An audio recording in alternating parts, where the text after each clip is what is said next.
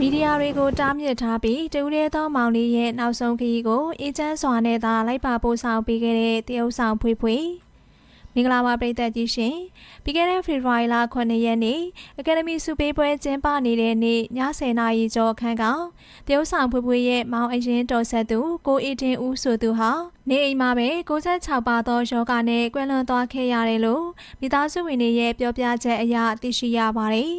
တရုတ်ဆောင်ဖွေးဖွေးတို့မိသားစုဟာမိသားစုဝင်4ဦးရှိတဲ့အနက်ဖခင်ဖြစ်သူဟာပြီးခဲ့တဲ့နှစ်ပိုင်းအတွင်းမှာကွယ်လွန်သွားခဲ့ရတာဖြစ်ပြီးအခုဆိုရင်တော့မောင်ဖြစ်သူကလည်းကွယ်လွန်သွားခဲ့ရတဲ့အတွက်မိသားစုထဲမှာဖွေးဖွေးနဲ့မိခင်ဖြစ်သူတို့သာကြံ့ရစ်ခဲ့တာပဲဖြစ်ပါတယ်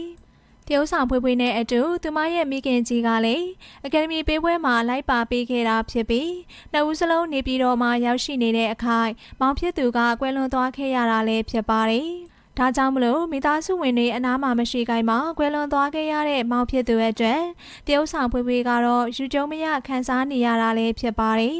ဒီကနေ့ဖေဖော်ဝါရီလ9ရက်နေ့မှာဆိုရင်လေကွယ်လွန်သူကိုအေတင်ဦးရဲ့ကျွန်းချံရစ်တဲ့ရုပ်အလောင်းကိုရေဝေးတုတ်တန်မှာမီးတကြိုခဲ့တာဖြစ်ပြီးအဆိုပါနာရဲ့အခမ်းအနားကိုတော့မီဒီယာတွေအနေနဲ့လာရောက်ခြင်းမပြုဖို့အတွက်ဖွေးဖွေးနဲ့မိသားစုဝင်တွေကတောင်းဆိုခဲ့ကြတာလည်းဖြစ်ပါတယ်ဒါကြောင့်မလို့တရုတ်ဆောင်ဖွေးဖွေးရဲ့မောင်ဖြစ်သူကိုအေတင်ဦးရဲ့နာရေးကတော့မိသားစုဝင်တွေနဲ့သာအေဂျင့်စွာနဲ့လိုက်ပါပို့ဆောင်ပေးနိုင်ခဲ့တာဖြစ်ပါတယ်တရုတ်ဆောင်ဖွေးဖွေးရဲ့မောင်ဖြစ်သူကိုအေတင်ဦးဟာကွယ်လွန်ချိန်မှာအသက်34နှစ်ရှိနေပြီဖြစ်ပြီးမိသားစုဝင်တွေနဲ့နီးစပ်သူတွေရဲ့ပြောပြချက်အရနှလုံးသွေးကြောပိတ်ရောဂါနဲ့ရုတ်တရက်ကွယ်လွန်ဆုံးပါခဲ့ရတာဖြစ်တယ်လို့လည်းသိရှိရပါတယ်ပရိသတ်ကြီးအနေနဲ့လည်းတရုတ်ဆောင်ဖွေးဖွေးရဲ့မောင်ဖြစ်သူကိုအေတင်ဦးခေါ်ကိုဖိုးသားအတွက်ကောင်းရမွန်ရဘုံဘဝကိုရောက်ရှိစေဖို့ဆုတောင်းမေတ္တာပို့သပေးခဲ့ကြပါအောင်ရှင်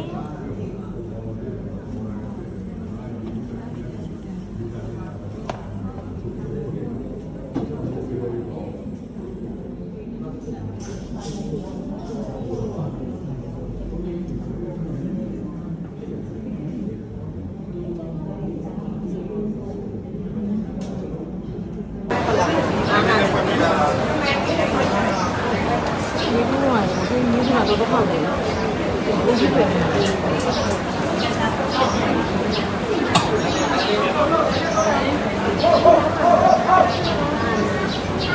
干嘛搞这个吧？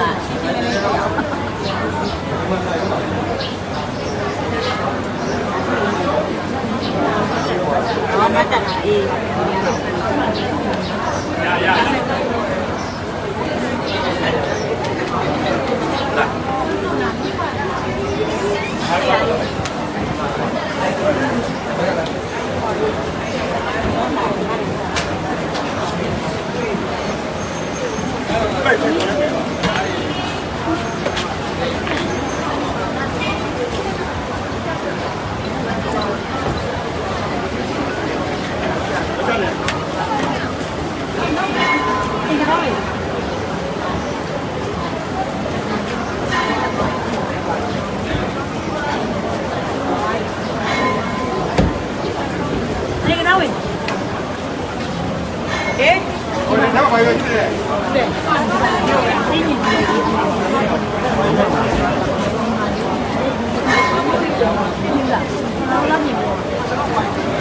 没有玩。